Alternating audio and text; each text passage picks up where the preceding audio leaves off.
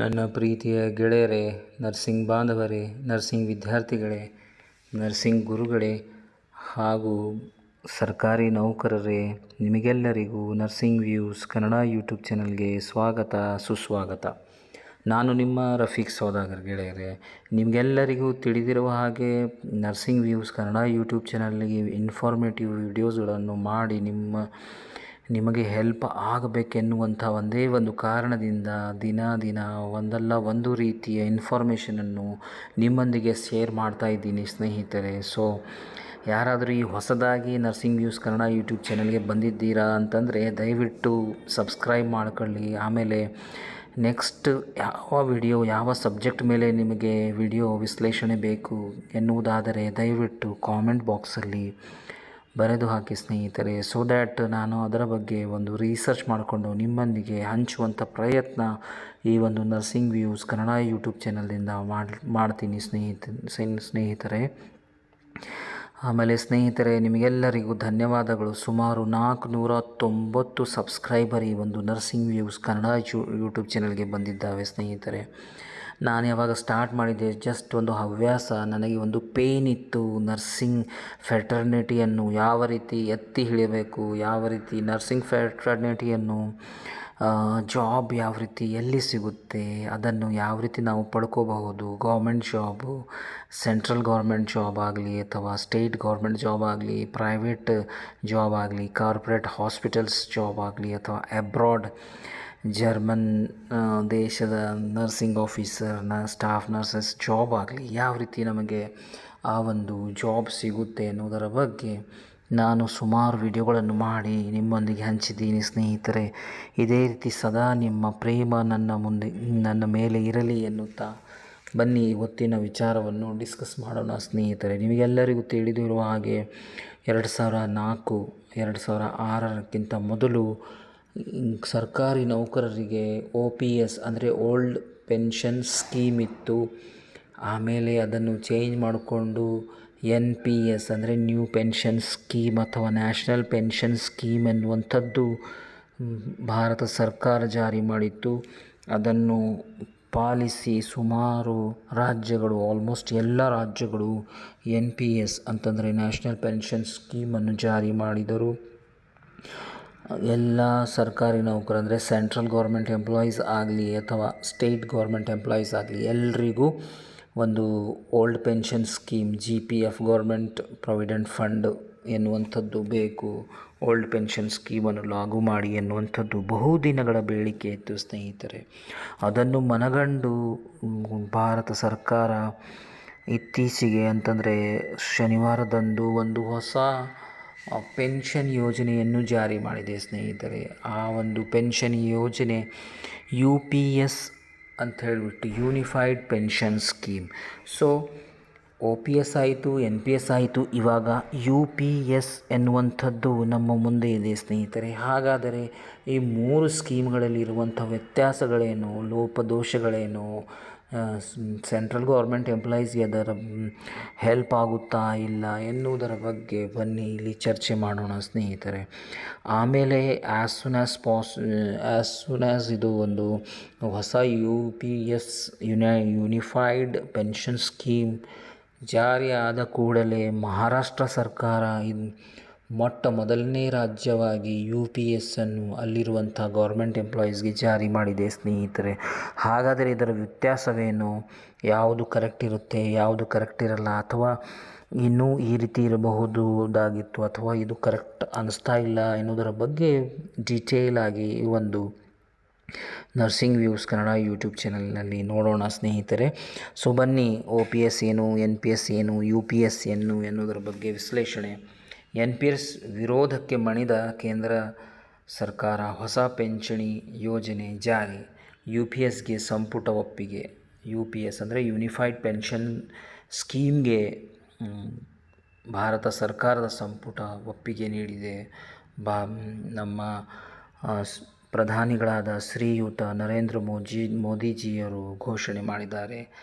ಆಯ್ಕೆ ನೌಕರರಿಗೆ ಬಿಟ್ಟಿದ್ದು. ಹಾಗಾದರೆ ಯಾರು NPS ಅಲ್ಲಿ ಮುಂದುವರಿತಾ ಇದ್ದಾರೆ ಅವರು NPS ಅಲ್ಲೇ ಮುಂದುವರಿತೀನಿ ಅಥವಾ ನಾನು UPS ಅಲ್ಲಿ ಚೇಂಜ್ ಮಾಡ್ಕೋತೀನಿ ಅನ್ನುವುದನ್ನು ಆ ಒಂದು ಆಯ್ಕೆಯನ್ನು ನೌಕರರ ಮೇಲೆ ಬಿಟ್ಟಿದ್ದಾಗಿದೆ ಸ್ನೇಹಿತರೆ. ಹಾಗಾದರೆ ಹಳೆ ಪಿಂಚಣಿ ಯೋಜನೆ OPS ರದ್ದಾಗಿ ಜಾರಿಗೆ ಬಂದಿದ್ದ ಹೊಸ ಪಿಂಚಣಿ ಯೋಜನೆ NPS ತೀವ್ರ ವಿರೋಧ ವ್ಯಕ್ತವಾಗಿರುವ ಹಿನ್ನೆಲೆಯಲ್ಲಿ ಪಿಂಚಣಿ ಯೋಜನೆಯಲ್ಲಿ ಕೇಂದ್ರ ಸರ್ಕಾರ ಮಹತ್ವದ ಬದಲಾವಣೆ ತಂದಿದೆ. ಏನು ಆ ಬದಲಾವಣೆ? ಯಾವ OPSಯಿಂದ NPS, NPSಯಿಂದ UPS, ಇದರಲ್ಲಿ ವ್ಯತ್ಯಾಸಗಳೇನು ಎನ್ನುವುದರ ಬಗ್ಗೆ ಪ್ರಧಾನಿ ಶ್ರೀ ನರೇಂದ್ರ ಮೋದಿಜಿ ಅಧ್ಯಕ್ಷತೆಯಲ್ಲಿ ನಡೆದ ಸಚಿವ ಸಂಪುಟ ಸಭೆಯಲ್ಲಿ ಏಕೀಕೃತ ಪಿಂಚಣಿ ಯೋಜನೆ ಅಂದರೆ ಯೂನಿಫೈಡ್ ಪೆನ್ಷನ್ ಸ್ಕೀಮ್ ಅನುಮೋದನೆ ನೀಡಿದೆ. ಇದರಿಂದ ಕೇಂದ್ರ ಸರ್ಕಾರದ ನೌಕರರಿಗೆ ಮೂಲ ವೇತನದ ಶೇಕಡಾ 50ರಷ್ಟು ಖಚಿತವಾದ ಪಿಂಚಣಿ ಲಭಿಸಲಿದ್ದು 23 ಲಕ್ಷ ಕೇಂದ್ರ ಸರ್ಕಾರಿ ನೌಕರರಿಗೆ ವರದಾನವಾಗಲಿದೆ. ಅಂತಂದರೆ ಸುಮಾರು 23,000 ಸರ್ಕಾರಿ ನೌಕರರಿಗೆ ಈ ಒಂದು UPS ಯೂನಿಫೈಡ್ ಪೆನ್ಷನ್ ಸ್ಕೀಮ್ ಜಾರಿಯಾಗಲಿದೆ ಸ್ನೇಹಿತರೆ. ಬನ್ನಿ ನೋಡೋಣ ಇದರ ಏನೇನಿದೆ, UPS ಏನಿದೆ, NPS ಏನಿದೆ, ಆಮೇಲೆ OPS ಏನಿದೆ. ಫಸ್ಟ್ ಬಂದು OPS ಅಂದರೆ ಓಲ್ಡ್ ಪೆನ್ಷನ್ ಸ್ಕೀಮ್, ಹಳೆಯ ಪಿಂಚಣಿ ಯೋಜನೆ. ಇದರಲ್ಲಿ ಫಸ್ಟ್ ಮುಖ್ಯವಾದದ್ದು ಏನಾಗಿತ್ತು ಅಂತಂದರೆ ನೌಕರರ ವೇತನದಿಂದ ಯಾವ ಹಣ ಕಡಿತ ಇಲ್ಲ. ಅಂತಂದರೆ ಸರ್ಕಾರ ಏನು ಓಲ್ಡ್ ಪೆನ್ಷನ್ ಸ್ಕೀಮಿಂದ ಗೌರ್ಮೆಂಟ್ ಎಂಪ್ಲಾಯೀಸ್ಗೆ ಪೆನ್ಷನ್ ಕೊಡ್ತಾ ಇತ್ತು, ಅದರಲ್ಲಿ ಯಾವುದೇ ಒಂದು ಭಾಗಿಯಾಗಿರಲಿಲ್ಲ. ಎಂಪ್ಲಾಯೀಸ್ಗೆ ಯಾವುದೇ ರೀತಿಯ ಹಣವನ್ನು ಪೆನ್ಷನ್ಗೋಸ್ಕರ ಪೇ ಮಾಡೋದು ಅವಶ್ಯಕತೆ ಇರಲಿಲ್ಲ, ಒಂದನೇದಾಗಿ. ಎರಡನೇದಾಗಿ ಸರ್ಕಾರವೇ ಎಲ್ಲ ವೆಚ್ಚ ಪಾವತಿ ಮಾಡುತ್ತದೆ. ಆ ಒಂದು ಪೆನ್ಷನ್ ಏನಿರುತ್ತೆ, ಎಷ್ಟು ಸೆಟಲ್ಮೆಂಟ್ ಆಗಿದೆ, ಎಷ್ಟು ಕೂರಿದೆ ಅನ್ನುವುದನ್ನು ಸರ್ಕಾರವೇ ಪಾವತಿ ಮಾಡುತ್ತಿತ್ತು. ಮೂರನೇದಾಗಿ ಕಳೆಯ ವೇತನದ ಶೇಕಡಾ 50ರಷ್ಟು ಪಿಂಚಣಿ ಖಚಿತ. ಅಂತಂದರೆ ಯಾವಾಗ ನೀವು ರಿಟೈರ್ಡ್ ಆಗ್ತೀರಾ, 60 ಇಯರ್ಸ್ ಕಂಪ್ಲೀಟ್ ಆಗಿ ಕಳೆಯ ತಿಂಗಳ ವೇತನ ಎಷ್ಟಿದೆ, ಫಾರ್ ಎಕ್ಸಾಂಪಲ್ 60,000 ನಿಮ್ಮ ವೇತನ ಇದೆ ಅಂತಂದರೆ, ಬೇಸಿಕ್ 60,000 ಇದೆ ಅಂತಂದರೆ ಅದರ ಅರ್ಧರಷ್ಟು ಪೆನ್ಷನನ್ನು ಫಿಕ್ಸ್ ಆಗ್ತಿತ್ತು ಸ್ನೇಹಿತರೆ. ನಾಲ್ಕನೇದಾಗಿ ಪಿಂಚಣಿ ಹಣಕ್ಕೆ ಯಾವುದೇ ತೆರಿಗೆ ಇಲ್ಲ. ಪಿಂಚಣಿ ಅಂತಂದರೆ ಪೆನ್ಷನ್ ಹಣ ಏನು ನಿಮಗೆ ಎವ್ರಿ ಮಂತ್ ಬರ್ತಿತ್ತು, ಆ ಹಣಕ್ಕೆ ಯಾವುದೇ ರೀತಿಯಿಂದ ಇನ್ಕಮ್ ಟ್ಯಾಕ್ಸ್ ಅಥವಾ ತೆರಿಗೆ ಇರಲಿಲ್ಲ ಸ್ನೇಹಿತರೆ, ಟ್ಯಾಕ್ಸ್ ಇರಲಿಲ್ಲ. ಐದನೇದಾಗಿ ಯೋಜನೆ ಸರ್ಕಾರಿ ನೌಕರರಿಗೆ ಮಾತ್ರ ಇತ್ತು. ಈ ಯೋಜನೆ ಓನ್ಲಿ ಫಾರ್ ಗೌರ್ಮೆಂಟ್ ಎಂಪ್ಲಾಯೀಸ್, ಯಾರು ಗೌರ್ಮೆಂಟ್ ಎಂಪ್ಲಾಯೀಸ್ ಇದ್ದಾರೆ ಅವರಿಗೆ ಮಾತ್ರ ಈ ಒಂದು ಓಲ್ಡ್ ಪೆನ್ಷನ್ ಸ್ಕೀಮ್ ಇತ್ತು ಸ್ನೇಹಿತರೆ. ಅದನ್ನು ಒಂದು ಒಳ್ಳೆಯ ಓಲ್ಡ್ ಪೆನ್ಷನ್ ಸ್ಕೀಮ್ ಇತ್ತು ಎನ್ನುವುದು ಎಲ್ಲರ ಒಂದು ಅಭಿಪ್ರಾಯವಿತ್ತು. ಆದರೆ ಜಾಗತಿಕ ಜಗತ್ತಿನಲ್ಲಿ ಖರ್ಚು ವೆಚ್ಚಗಳು ಹೆಚ್ಚಾಗಿ ಒಂದು ಟೈಮ್ ಬಂತು ಏನು ಅಂತಂದರೆ ಕರ್ನಾಟಕ ಸರ್ಕಾರ ಆಗಲಿ ಅಥವಾ ನಮ್ಮ ರಾಷ್ಟ್ರ ಸರ್ಕಾರ ಸೆಂಟ್ರಲ್ ಗೌರ್ಮೆಂಟ್ ಆಗಲಿ ಆ ಒಂದು ಹಣದುಬ್ಬರ, ಆಮೇಲೆ ಪೆನ್ಷನರ್ ಎಂಪ್ಲಾಯೀಸ್ ಹೆಚ್ಚಿಗಾಗಲಿಕ್ಕೆ ಸ್ಟಾರ್ಟ್ ಆದವು. ಆವಾಗ ಎಲ್ರಿಗೆ ಪೆನ್ಷನ್ ಕೊಡಲಿಕ್ಕೆ ಒಂದು ಕಷ್ಟಕರವಾದಂಥ ಸಮಯದಲ್ಲಿ ಭಾರತ ಸರ್ಕಾರ ಒಂದು ಹೊಸ ಯೋಜನೆಯನ್ನು ಜಾರಿ ಮಾಡಿತು. ಆ ಯೋಜನೆ ಹೆಸರೇ NPS ಅಂತಂದರೆ ನ್ಯಾಷನಲ್ ಪೆನ್ಷನ್ ಸ್ಕೀಮ್ ಅಥವಾ ನ್ಯೂ ಪೆನ್ಷನ್ ಸ್ಕೀಮ್. ಸೊ ಇದರ ಏನೇನು ವಿಶೇಷತೆಗಳಿದ್ದಾವೆ, ಇದರಲ್ಲಿ ಏನೇನು ಲಾಭಗಳು ಬಂದು ಓಲ್ಡ್ ಪೆನ್ಷನ್ ಸ್ಕೀಮಿಂದ ಆಲ್ ಆಫ್ ಸಡನ್ನು 2004 ಅಥವಾ 2006ರಲ್ಲಿ ಅದನ್ನು ಚೇಂಜಸ್ ಮಾಡಿಕೊಂಡು ಎಲ್ಲ ಸರ್ಕಾರಿ ನೌಕರರಿಗೆ ಈ ಒಂದು NPS ಅನ್ನು ಸ್ಟಾರ್ಟ್ ಮಾಡಿತ್ತು ಸರ್ಕಾರ. ಅದರ ಬಗ್ಗೆ ನೋಡೋಣ ಬನ್ನಿ. ಒಂದನೇ ಪಾಯಿಂಟ್ ಬಂದು ನೌಕರರ ಪಾಲು ಶೇಕಡಾ 10%, ಸರ್ಕಾರದ ಪಾಲು ಶೇಕಡಾ 14%. ಏನು ಅಂತಂದರೆ OPS ಓಲ್ಡ್ ಪೆನ್ಷನ್ ಸ್ಕೀಮಲ್ಲಿ ನೌಕರ ವೇತನದಿಂದ ಯಾವ ಹಣ ಕಡಿತ ಇರಲಿಲ್ಲ ಸ್ನೇಹಿತರೆ. ಬಟ್ ಇಲ್ಲಿ ನೌಕರರಿಗೆ ಬಂದಂಥ ಹಣದ ಒಂದು 10% ಹಣವನ್ನು ಈ ಒಂದು NPSಲ್ಲಿ ಹೂಡಿಕೆ ಮಾಡಬೇಕು. ಅದೇ ರೀತಿ ಸರ್ಕಾರ 14% ಹೂಡಿಕೆ ಮಾಡಿ ಟೋಟಲ್ 24% ಪೆನ್ಷನ್ ಅಮೌಂಟಾಗಿ ಎವ್ರಿ ಮಂತ್ ಪ್ರತಿ ತಿಂಗಳ ಆ ಒಂದು NPS ಅಕೌಂಟಲ್ಲಿ ಜಮಾ ಆಗ್ತಿತ್ತು ಸ್ನೇಹಿತರೆ. NPSಯಿಂದ ಈಗ ಕೂಡ NPSಲ್ಲಿ ಜಮಾ ಆಗ್ತಾ ಇದೆ. ಬಟ್ ಇವಾಗ UPS ಬಂದಿರೋದ್ರಿಂದ ಒಂದು ಗೊಂದಲ ಇದೆ, ಕನ್ಫ್ಯೂಷನ್ ಇದೆ. ಏನು ಈ ಹೊಸ ಯೋಜನೆ, ಯಾವ ರೀತಿ ನಾವು ಅದನ್ನು ಅರ್ಥ ಮಾಡ್ಕೋಬೇಕೆನ್ನುವುದ್ರ ಬಗ್ಗೆ.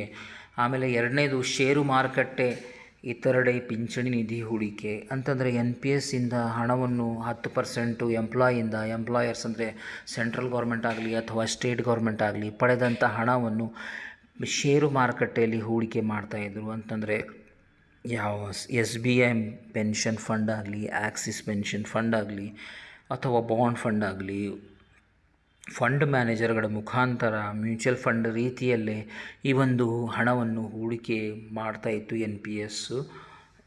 ಆಮೇಲೆ ಮೂರನೇದು ಎಲ್ಲಿ ಎಷ್ಟು ಹೂಡಿಕೆ ಎಂಬುದರ ಮೇಲೆ ಪಿಂಚಣಿ ಹಣ ಅಂತಂದರೆ ಎಲ್ಲಿ ಎಷ್ಟು ಹೂಡಿಕೆ ಆಗಿದೆ, ಅದರ ರಿಟರ್ನ್ಸ್ ಎಷ್ಟು ಬಂದಿದ್ದಾವೆ, ಅದರ ಮೇಲೆ ಲಾಸ್ಟಿಗೆ ಇಂತಿಷ್ಟು ಹಣ ಇದೆ, ಇಂತಿಷ್ಟು ಹಣ ಬಂದಿದೆ ಅಂತ ಹೇಳಿಬಿಟ್ಟು ಆ ಒಂದು ಪೆನ್ಷನ್ ಹಣವನ್ನು ಸರ್ಕಾರ ನಿಗದಿ ಮಾಡುತ್ತಿತ್ತು ಎವ್ರಿ ಮಂತು. ಆಮೇಲೆ 4ನೇದು ಪಿಂಚಣಿ ಹೆಚ್ಚಾಗಬಹುದು, ಕಡಿಮೆಯೂ ಆಗಬಹುದು. ಇದರ ಒಂದು ಲೋಪ ಎನ್ನಬಹುದು. ಏನು ಅಂತಂದರೆ ಪಿಂಚಣಿ ಖಾತ್ರಿ ಇಷ್ಟೇ ಇರುತ್ತೆ ಅನ್ನೋದು ಖಚಿತ ಇರಲಿಲ್ಲ. ಕೆಲವೊಂದು ಸಲ ಷೇರು ಮಾರುಕಟ್ಟೆ ಹೆಚ್ಚಾದಾಗ ಹಣ ಹೆಚ್ಚಾಗಿ ಬರ್ತಿತ್ತು, ಇಲ್ಲ ಕಡಿಮೆ ಆದಾಗ ಕಡಿಮೆ ಹಣ ಬರ್ತಿತ್ತು ಸ್ನೇಹಿತರೆ. ಸೊ 5ನೇದಾಗಿ ಸರ್ಕಾರದ ಜೊತೆ ಖಾಸಗಿ ನೌಕರರಿಗೂ ಅವಕಾಶ. ಇದರಲ್ಲಿ ಒಂದು ಹೊಸ ಆಯಾಮವನ್ನು ಜೋಡಣೆ ಮಾಡಲಾಗಿತ್ತು.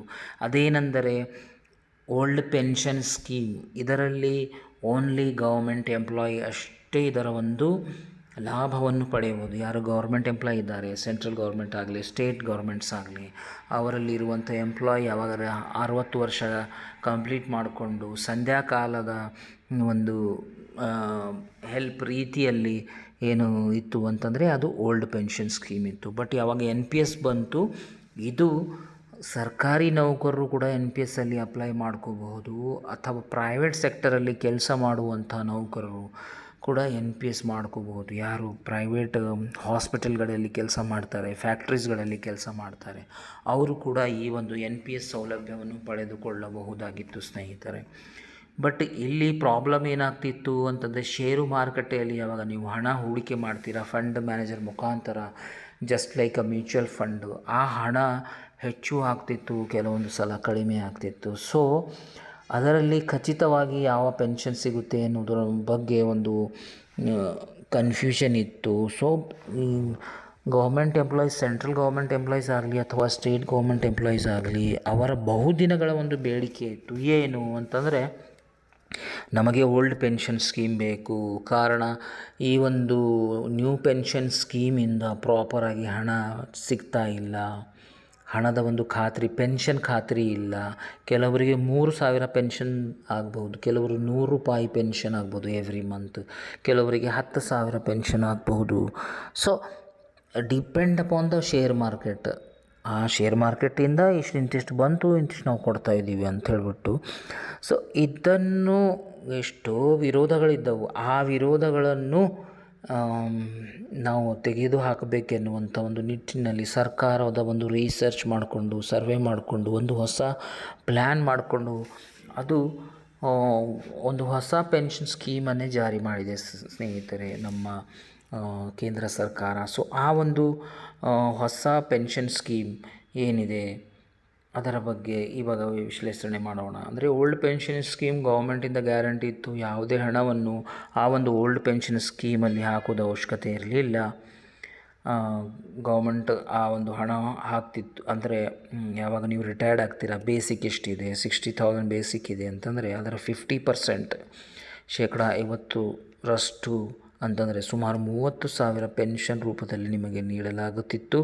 ಆಮೇಲೆ ಅದರಲ್ಲಿ ಡಿಯರ್ನೆಸ್ ಅಲೌನ್ಸ್ ಅಂದರೆ ತುಟಿ ಭತ್ಯೆ ಕೂಡ ಯಾವಾಗ ಸರ್ಕಾರಿ ನೌಕರರಿಗೆ ಆ್ಯಡ್ ಮಾಡ್ತಾ ಇರುತ್ತೆ, ಅದನ್ನು ಅದರಲ್ಲಿ ಆ್ಯಡ್ ಮಾಡಿ ಕೊಡುವಂಥ ಪ್ರಚಲನೆ ಇತ್ತು.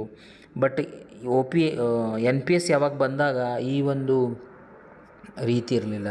ಬೇಸ್ಡ್ ಆನ್ ಶೇರ್ ಮಾರ್ಕೆಟ್ ನಿಮಗೆ ಎಷ್ಟು ಹಣ ಬಂತು ಅಷ್ಟರಲ್ಲಿ ಫಿಕ್ಸ್ ಆಗ್ತಿತ್ತು. ಅದೇ ಒಂದು ಕಂಟಿನ್ಯೂ ಆಗಿ ನೀವು ನಿಮ್ಮ ಕೊನೆಯ ಉಸಿರದವರೆಗೆ ಆ ಹಣವನ್ನು ಸಿಗ್ತಿತ್ತು. ಯಾವ DA ಹೈಕ್ ಆದರೆ, ತುಟಿ ಭತ್ಯೆ ಹೈಕ್ ಆದರೆ ಕೂಡ ಆ ಹೆಚ್ಚಾದಂಥ ಹಣ ಇದರಲ್ಲಿ ಸಿಗ್ತಿರಲಿಲ್ಲ ಸ್ನೇಹಿತರೆ. ಸೊ ಇವಾಗ UPS ಬಂದಿದೆ ಸ್ನೇಹಿತರೆ. ಏನು ಇದು UPS ಅಂದರೆ ಏಕೀಕೃತ ಪಿಂಚಣಿ ಯೋಜನೆ, ಯೂನಿಫೈಡ್ ಪೆನ್ಷನ್ ಸ್ಕೀಮ್. ಇದರಲ್ಲಿ ನೌಕರರ ಪಾಲು 10%, ಸರ್ಕಾರದ ಪಾಲು 18%. ನಾವು NPSಲ್ಲಿ ನೋಡಿದಾಗ ನೌಕರರ ಪಾಲು 10% ಸೇಮ್ ಇದೆ, ಬಟ್ ಸರ್ಕಾರದ ಪಾಲು 14% ಇತ್ತು. ಬಟ್ ಇದರಲ್ಲಿ 18 ಅಂದರೆ 4% ಹೆಚ್ಚಿಗೆ ಸರ್ಕಾರ ಹೂಡಿಕೆ ಮಾಡುತ್ತೆ ಅಥವಾ ಪಾಲು ಮಾಡಿ ಆ ಒಂದು ಎಂಪ್ಲಾಯರ್ಗೆ ಹಣವನ್ನು ಅವರ UPS ಅಕೌಂಟಲ್ಲಿ ಹಾಕುತ್ತೆ ಸ್ನೇಹಿತರೆ. ಎರಡನೇದು ಕಡೆಯ ವೇತನ 50% ಪಿಂಚಣಿ ಖಾತ್ರಿ ಅಂತಂದರೆ ನೀವು ಲಾಸ್ಟ್ 60 ಇಯರ್ಸ್ ಕಂಪ್ಲೀಟ್ ಆಗಿ ನಿಮ್ಮ ಬೇಸಿಕ್ ಎಕ್ಸಾಂಪಲ್ 60,000 ಇದ್ದರೆ ಅದರ 50% ಅಂತಂದರೆ 30,000 ರುಪೀಸ್ ಆ್ಯಸ್ ಎ ಪೆನ್ಷನ್ ಆಗಿ ಆ ಒಂದು ಖಾತ್ರಿ ಇದೆ.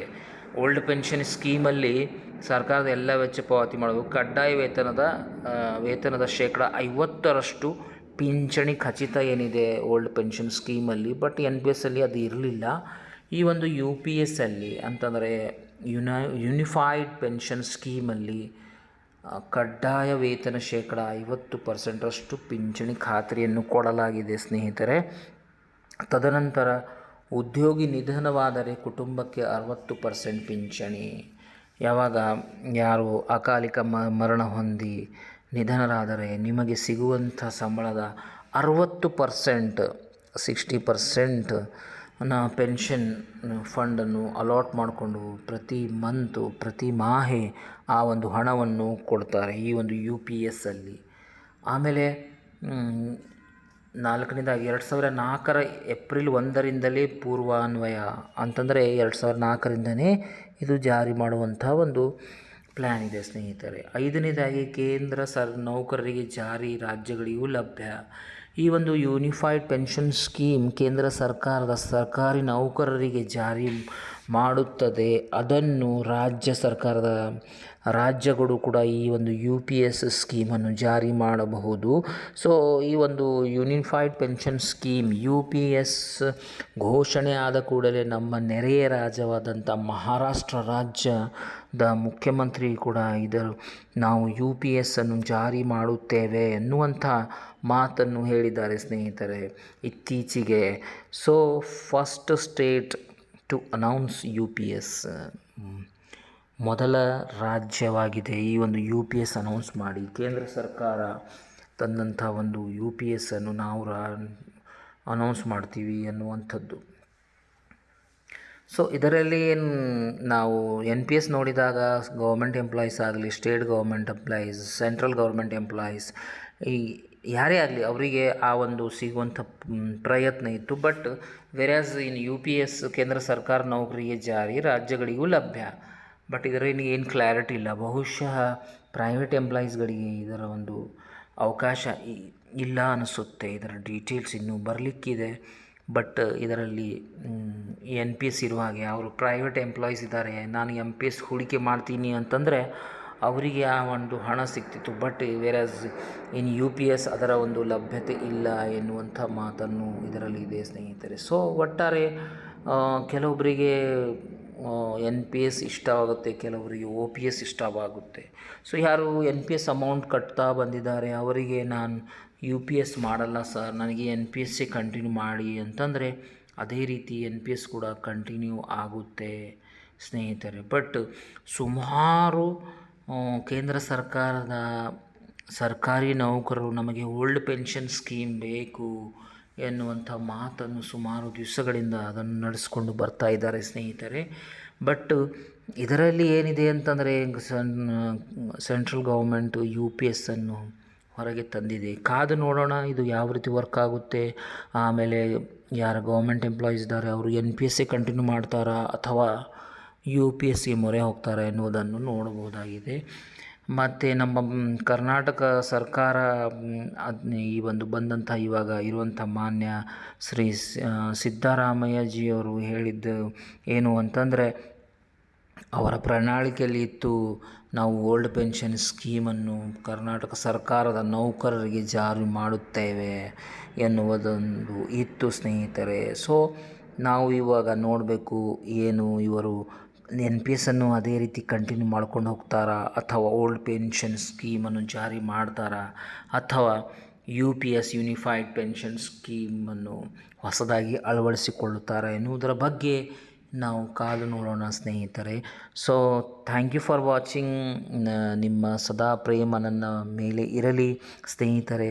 490 ಸಬ್ಸ್ಕ್ರೈಬರ್ ಆಗಿದ್ದಾರೆ ಸ್ನೇಹಿತರೆ. ಇನ್ನೂ 10 ಜನ ಸಬ್ಸ್ಕ್ರೈಬರ್ ಆಗಿದರೆ 500 ಸಬ್ಸ್ಕ್ರೈಬರ್ ಈ ಒಂದು ನರ್ಸಿಂಗ್ ವ್ಯೂಸ್ ಕನ್ನಡ ಯೂಟ್ಯೂಬ್ ಚಾನಲ್ಗೆ ಬರ್ತವೆ ಸ್ನೇಹಿತರೆ. ಸೊ ದಯವಿಟ್ಟು ಯಾರು ಹೊಸದಾಗಿ ಈ ಒಂದು ಚಾನೆಲ್ ನೋಡ್ತಾ ಇದ್ದೀರಾ, ದಯವಿಟ್ಟು ಸಬ್ಸ್ಕ್ರೈಬ್ ಮಾಡಿ, ನಿಮ್ಮ ಫ್ರೆಂಡ್ಸ್ಗಳ ಜೊತೆಗೆ ಶೇರ್ ಮಾಡಿ. ಸೊ ಇನ್ಫಾರ್ಮೇಷನ್ ನಿಮಗೆ ಇಲ್ಲಿ ಸಿಗಲಿಕ್ಕಿದೆ. ಆಮೇಲೆ ನರ್ಸಸ್ ಜಾಬ್ ಆಗಲಿ, ಗೌರ್ಮೆಂಟ್ ಜಾಬ್, ಪ್ರೈವೇಟ್ ಜಾಬ್, ಇದರ ಬಗ್ಗೆ ವಿವರಣೆ, ವಿಶ್ಲೇಷಣೆ ಈ ಒಂದು ನರ್ಸಿಂಗ್ ವ್ಯೂಸ್ ಕನ್ನಡ ಯೂಟ್ಯೂಬ್ ಚಾನಲಲ್ಲಿ ದಿನಾಲು ನಾನು ಮಾಡ್ತಾಯಿರ್ತೀನಿ. So thank you for watching nursing views Kannada YouTube channel. ನಾನು ನಿಮ್ಮ ರಫೀಕ್ ಸೌದಾಗರ್.